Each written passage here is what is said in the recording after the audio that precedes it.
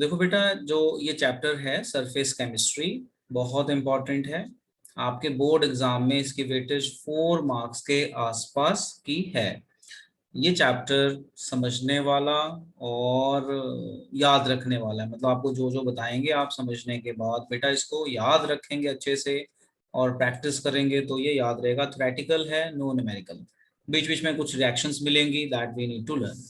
अब देखो surface chemistry है क्या। अगर मैं ये नाम बोलता हूँ सरफेस केमिस्ट्री, तो नाम से ही पता चल रहा है सरफेस मतलब क्या है कहने का, कि जब भी आप कोई रिएक्शन करते हो, जब भी कोई रिएक्शन करते हो, तो जो सबसे पहली चीज है जो रिएक्शन में पार्टिसिपेट करती है या जो कांटेक्ट में आती है वो है सरफेस। जैसे हमने कपड़े धोने हैं तो जो सोप है वो सरफेस पे आएगा। जैसे हमने कुकिंग करनी है तो कुकिंग करते हुए वेसल की सरफेस को हीट करते हैं। या कोई भी आपने रिएक्शन करनी है तो जो सबसे पहले चीज कांटेक्ट में आएगी वो आएगी सरफेस।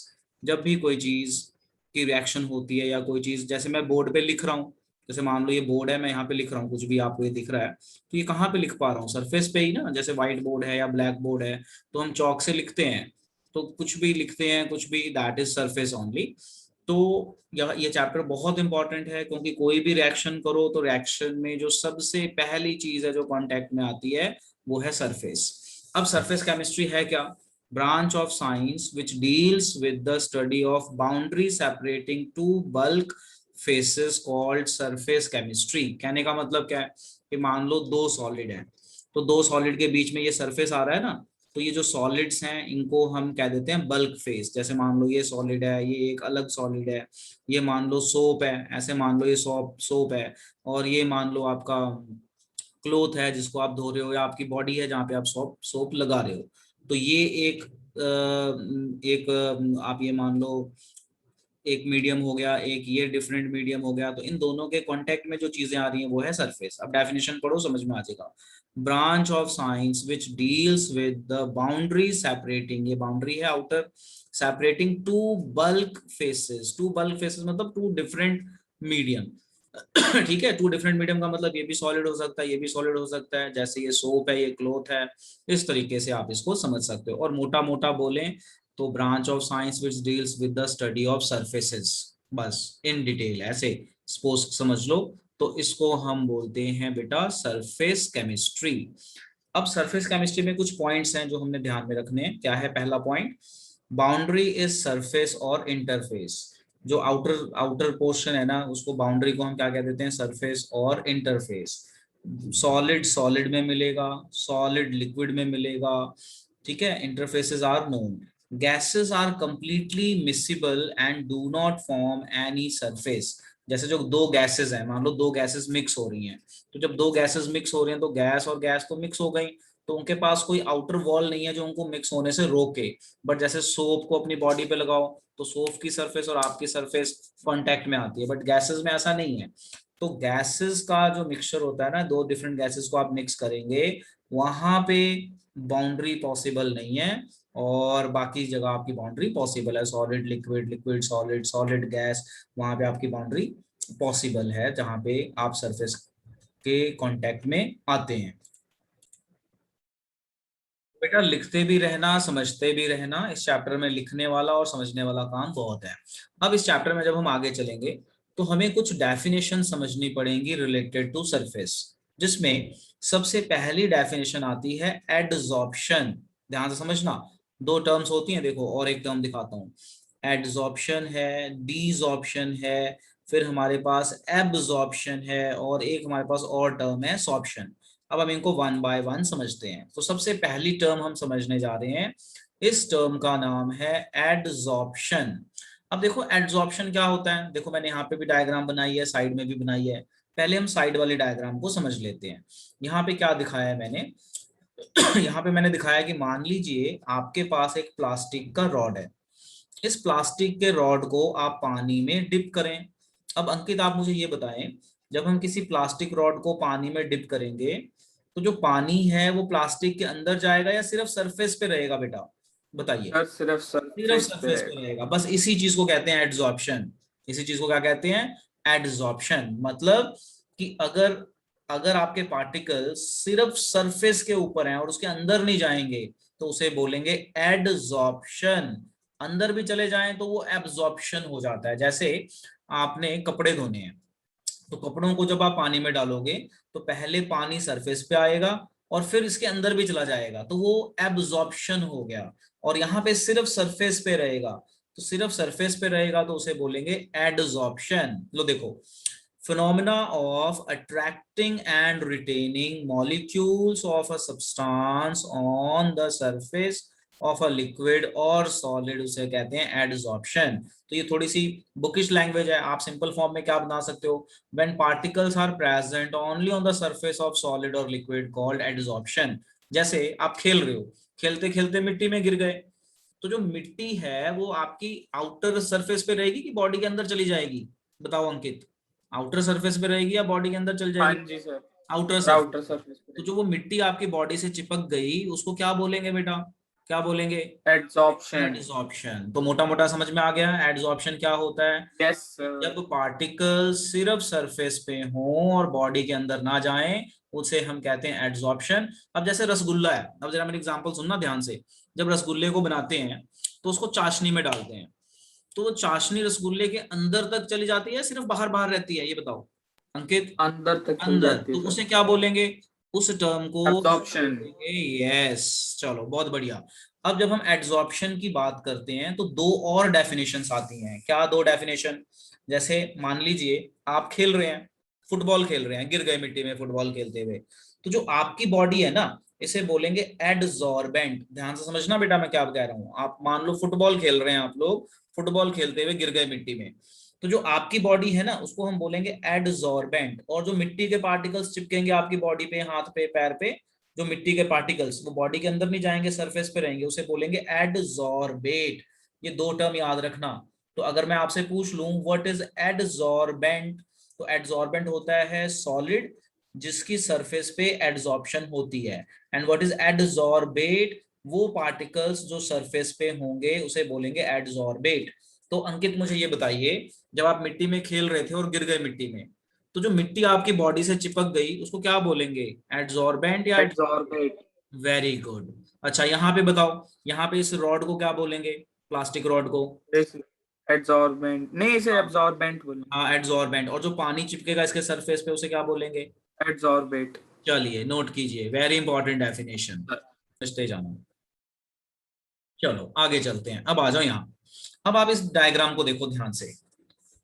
ये मान लो सॉलिड सरफेस है, इस डायग्राम को आप ध्यान से देखो। ये मान लेते हैं सॉलिड का सरफेस है, सॉलिड सरफेस।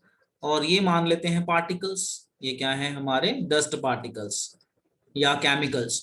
ये केमिकल या डस्ट पार्टिकल या केमिकल, ये केमिकल गिरा यहाँ पे बॉन्ड बना लिया इसने, ये केमिकल गिरा यहाँ पे बॉन्ड बना लिया, यानी क्या हो गई, क्या हो गई बेटा, क्या हो गई? एड्सॉर्प्शन। ऑप्शन। अब क्या हुआ कि ये बॉन्ड टूट गया, टूट के ये निकल गया बाहर। जैसे आपकी बॉडी पे मिट्टी गिर गई तो मिट्टी को झाड़ दो, तो मिट्टी को झाड़ दो तो मिट्टी निकल जाती है ना बाहर, तो बाहर निकल गई, यानी सरफेस को छोड़ दिया। तो सरफेस को छोड़ के बाहर होने को क्या कहते हैं, सरफेस को छोड़ दो बाहर होने को क्या कहते हैं, डिसऑप्शन। ऑप्शन। जैसे ये मान लो मेरा व्हाइट बोर्ड है, मैंने यहाँ पे कुछ लिखा, मुझे समझ में, मुझे अच्छा नहीं लगा, मैंने इसको इरेज कर दिया, हटा दिया।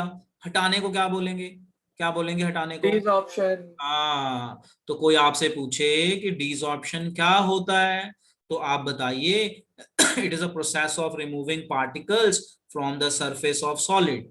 क्या होएगी डिसऑर्प्शन की डेफिनेशन गुरप्रीत, क्या डेफिनेशन बनेगी? What is desorption? It is the, बोलो Gurpreet definition, it is the It is the process of it is the process in which the particle removes from the body surface. Yes, surface of a substance और body, कोई भी body कह सकते हो। चलो जी ये हो गया, इसको लिखना नहीं है, डेफिनेशंस ये रही। तो हमारा देखो टॉपिक है डिसऑर्प्शन। अब क्या होता है desorption? The process of removing an adsorbed substance from the surface of solid और from the surface of object called desorption. और सिंपल टर्म में बोलो, process of removing particles from the surface of a substance, बस simple.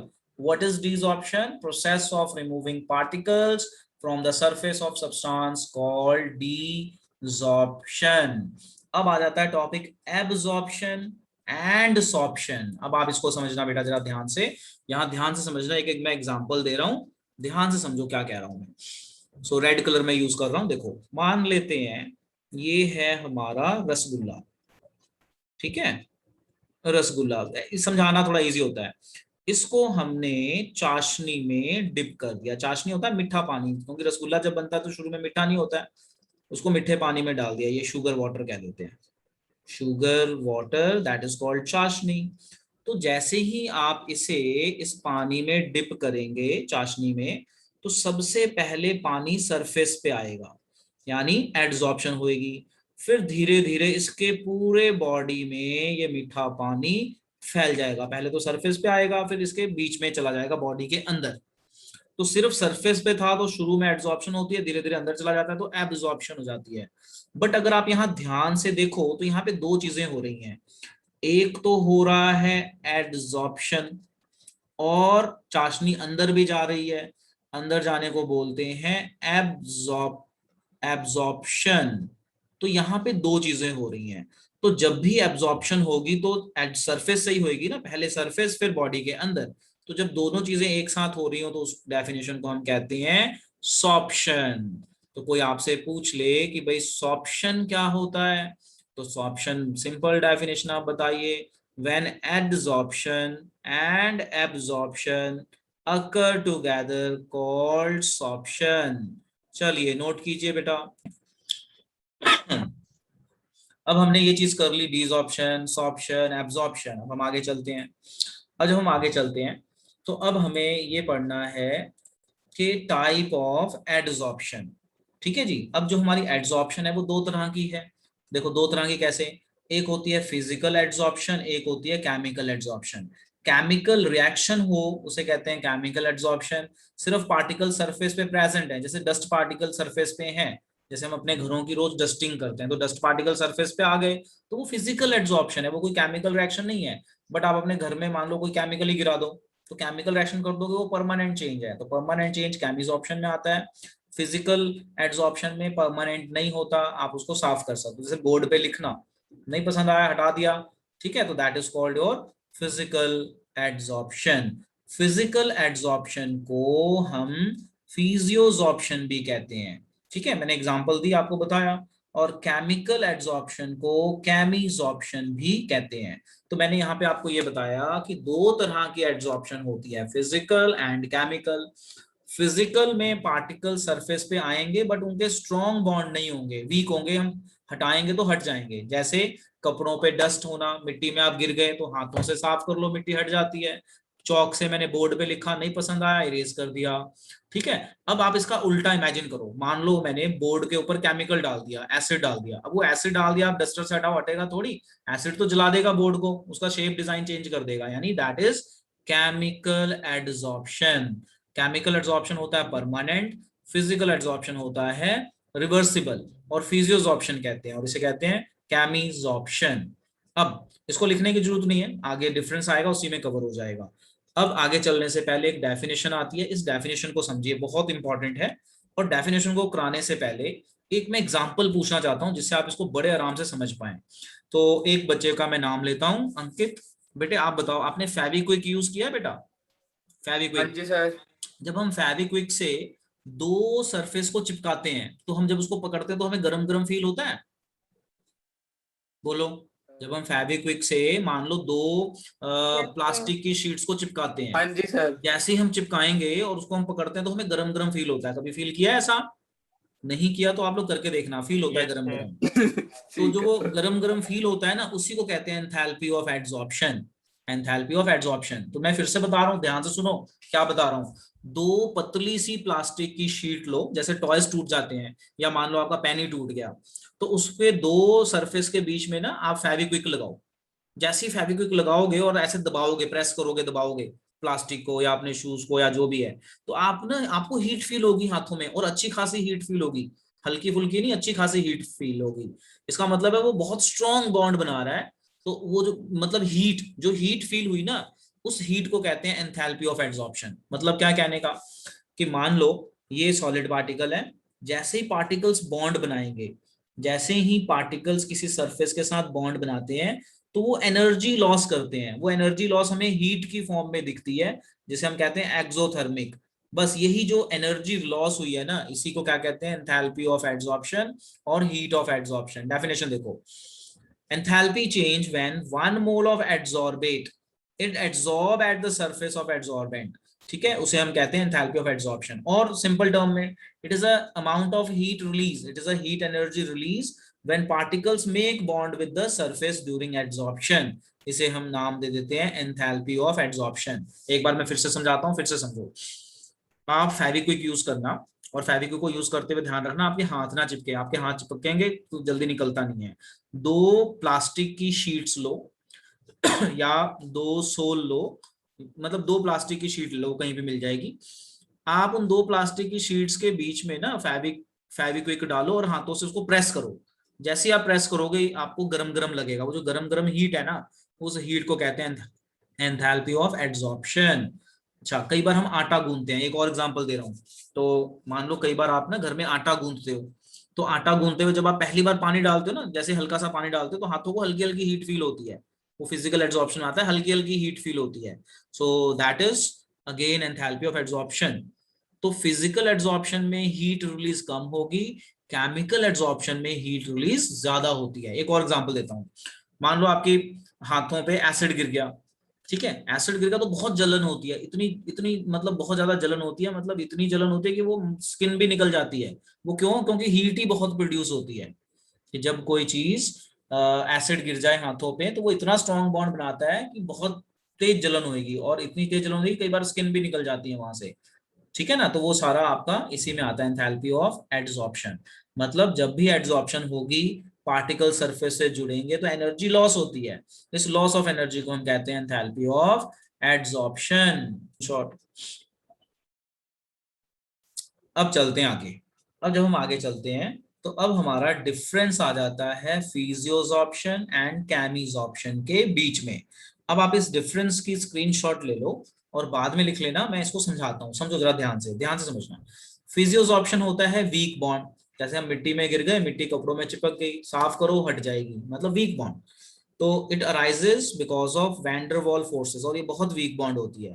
Chemisorption में chemical bond बनेगा, ionic bond, covalent bond, जो भी bond बनेगा वहां पे। It is not specific in nature. जो फिजिकल एड्सॉर्प्शन है ना, ये स्पेसिफिक नहीं है, मतलब ये हर जगह अपने आप ही होता रहता है, जैसे डस्ट पार्टिकल है, ये हर जगह ही आपको मिलेंगे, तो it is not specific in nature. जैसे चौक है, चौक से आप बोर्ड पे लिखो, चाहे दीवार पे लिखो, चाहे आप कहीं पे भी लिखो, लिख हो जाता है। तो मतलब it is not specific in nature, मतलब हर जगह ये हो सकता है। केमिसॉर्प्शन स्पेसिफिक इन नेचर होता है कि केमिकल रिएक्शन आपको करनी है तो आपको जगह सेलेक्ट करनी पड़ती है, क्या बनाना है, मतलब एक स्पेसिफिक चीज हो जाती है, तो specific in nature. It is reversible, नहीं पसंद आया इरेज कर दिया, ठीक है, इट इज रिवर्सिबल। इसमें ऐसा नहीं होता, एक बार कहीं पे केमिकल रिएक्शन हो गई, परमानेंट है। जैसे आपका मान लो स्कूल का व्हाइट बोर्ड है, आप उस पर केमिकल डाल दो, एसिड डाल दो, वो ब्लैक हो जाएगा, ब्लैक से व्हाइट करोगे तो व्हाइट नहीं होगा, क्योंकि वो खराब हो गई, सरफेस कवर हो गई। It depends on the nature of gas, the more easily liquefiable gases absorb readily. ये यहाँ पे कह रहा है कि जब फिजिकल एब्सॉर्प्शन होती है गैस के साथ, तो नेचर ऑफ गैस पे भी डिपेंड करता है। कुछ गैसेस होती हैं जो जल्दी बॉन्ड बना लेंगी तो जल्दी बन जाएगा, नहीं बनाएंगी नहीं बनेगा, यहाँ पे भी ऐसा ही है। It also depends on nature of gas, gases which can react with adsorbent show chemisorption. तो ये भी और ये भी सेम पॉइंट है, बट यहाँ पे वीक बॉन्ड बनता है, यहाँ पे कहता है कि अगर गैस रिएक्ट करेगी उससे तो ही बनेगा केमिसॉर्प्शन, नहीं तो नहीं बनेगा। अच्छा, अब यहाँ पे आ जाओ। Enthalpy of adsorption is low, मतलब इसमें जब बॉन्ड बनेगा तो हीट कम रिलीज होगी, ठीक है। यहाँ पे बॉन्ड बनेगा तो हीट बहुत ज्यादा रिलीज होगी। Low temperature is favourable for adsorption, मतलब फिजिकल एड्सॉर्प्शन कम टेम्परेचर पे ज्यादा अच्छा होता है। टेम्परेचर बढ़ाओ तो बॉन्ड टूट जाते हैं, क्योंकि बॉन्ड वीक होते हैं तो ये टूट के निकल जाता है। हाई टेम्परेचर पे ये ज्यादा होता है, क्योंकि केमिकल एड्सॉर्प्शन करने के लिए आपको टेम्परेचर देना पड़ता है, जितना ज्यादा टेम्परेचर दोगे उतनी केमिकल रिएक्शन फास्ट होती है। तो ये लो टेम्परेचर, ये हाई टेम्परेचर पे। No appreciable activation energy required, ये अपने आप होता है, तो इसमें कोई हमें एनर्जी देने की जरूरत नहीं पड़ती। जैसे हमने पीछे पढ़ा था ना एक्टिवेशन एनर्जी, यहाँ देने की जरूरत नहीं पड़ती, यहाँ पे देना पड़ता है। अच्छा, जो 8th पॉइंट है ये सेम ही है कि सरफेस बढ़ाओगे तो एड्सॉर्प्शन बढ़ जाएगी, यहाँ पे भी यही रखा है, सरफेस बढ़ाओगे तो एड्सॉर्प्शन बढ़ जाएगी, तो ये तो हमें ऑलरेडी पता है, तो ये वाला पॉइंट डिफरेंस नहीं है, यहाँ लिख दिया है। अब जो हमारा 9th पॉइंट है ना, इसको ध्यान से समझो। फिजिकल एड्सॉर्प्शन जो है मल्टी मॉलिक्यूलर होता है, बट जो हमारा केमिकल एड्सॉर्प्शन है वो यूनिमॉलिक्यूलर होता है। अब जरा इसको ध्यान से समझना, मल्टी मॉलिक्यूलर, मल्टी मतलब बहुत सारी लेयर, जो हमारा फिजिकल एड्सॉर्प्शन है ये मल्टी मॉलिक्यूलर होता है, और जो हमारा केमिकल एड्सॉर्प्शन है ये यूनिमॉलिक्यूलर होता है। अब इसको समझो क्या मतलब है कहने का। पहले तो ये बता दूं, मल्टी मॉलिक्यूलर मतलब बहुत ज्यादा layers, unimolecular layer single layer. आप इस डायग्राम को देखो, ये डायग्राम देखो, यहाँ पे एक सरफेस है, ये आपके गैस पार्टिकल है मान लेते हैं, ये एक सरफेस है, ये गैस पार्टिकल, यहाँ पे बना केमिकल बॉन्ड, ये बना फिजिकल एड्सॉर्प्शन में वीक बॉन्ड बनता है। तो वीक बॉन्ड दूर से भी तो बन सकता है, जैसे ये पहला पार्टिकल है, इसने वीक बॉन्ड बनाया, इसके ऊपर वाले पार्टिकल ने वीक बॉन्ड बनाया, इसके ऊपर वाले ने। तो वीक बॉन्डिंग का मतलब है दूर से भी तो वीक बॉन्ड बन सकता है, अगर पार्टिकल दूर है तो भी, यानी मल्टी लेयरिंग हो गई। यहाँ पे केमिकल एड्सॉर्प्शन में क्या होता है कि जो पार्टिकल सरफेस पे जुड़ा है वही बॉन्ड बनाएगा, क्योंकि बॉन्ड तो वही बनाएगा ना, केमिकल बॉन्ड मतलब आयनिक बॉन्ड, कोवलेंट बॉन्ड, तो जो जुड़ा है वही बनाएगा। यानी अगर इसके ऊपर भी पार्टिकल हो जाए तो वो इस सरफेस के साथ नहीं बॉन्ड बनाएंगे। यानी यहाँ पे सिंगल लेयर पॉसिबल है, यहाँ पे मल्टी लेयर, जैसे एक लेयर, दो लेयर, तीन लेयर, चार लेयर। क्यों? क्योंकि ये वीक बॉन्ड है, तो वीक बॉन्ड तो दूर से भी बन सकता है, जरूरी थोड़ी कि पास में बनाना है, दूर से भी बन सकता है। तो this is called multi layer of adsorbate, this is called mono layer of adsorbate. लो जी, तो मल्टी लेयर ये समझ लिया। अब आ जाओ, अब आप ये समझो, अब इसको समझो मैंने यहाँ पे क्या डायग्राम बनाई है। पहले आप डायग्राम को समझो, फिर हम टॉपिक समझेंगे एडसॉर्प्शन आइसोथर्म। देखो, मान लो हमारे पास एक सॉलिड है, तो सॉलिड का मास ले लेते हैं m। ठीक है, ध्यान से देखना, x/m लिखा है ना, यहाँ m बता रहा हूँ क्या होता है, फिर x बताऊंगा। मान लीजिए एक सॉलिड है, तो सॉलिड के मास को ले लिया m, जो पार्टिकल्स इसके ऊपर चिपके हुए हैं इसका मास ले लेते हैं x। समझ गए ना मैं क्या कह रहा हूँ अंकित? समझ गए मैं क्या कह रहा हूँ कि सॉलिड का मास m ले लो, जो पार्टिकल्स चिपके हुए हैं सरफेस पे इसका मास x ले लो, इसकी रेशियो ले लो, ये रेशियो, इस रेशियो का प्रेशर के साथ ग्राफ बनाओ, मतलब extent of adsorption versus pressure का ग्राफ बनाओ, मतलब सॉलिड पे कितने पार्टिकल्स चिपके हुए हैं वर्सेस प्रेशर का ग्राफ बनाओ। तो ये जो है ना x/m, x/m को हम नाम देते हैं एक्सटेंट ऑफ एडसॉर्प्शन। जैसे आप मान लो खेल रहे हो, खेलते खेलते आप मिट्टी में गिर गए, तो मिट्टी ज्यादा लगी बॉडी पे तो ज्यादा एड्सॉर्प्शन, मिट्टी बॉडी पे कम लगी तो कम एड्सॉर्प्शन। तो यही चीज बता रहा है कि अगर x/m की वैल्यू ज्यादा, ठीक है जी, x/m जो x की वैल्यू है ज्यादा हो गई तो एड्सॉर्प्शन ज्यादा, x की वैल्यू कम हो गई तो एड्सॉर्प्शन कम। तो x/m रेशियो को हम किस नाम से जानते हैं कि सरफेस पे कितना एड्सॉर्प्शन हुआ है, एक्सटेंट ऑफ एड्सॉर्प्शन। तो जब हम x/m का ग्राफ प्लॉट करेंगे versus pressure at a fix temperature, अलग अलग टेम्परेचर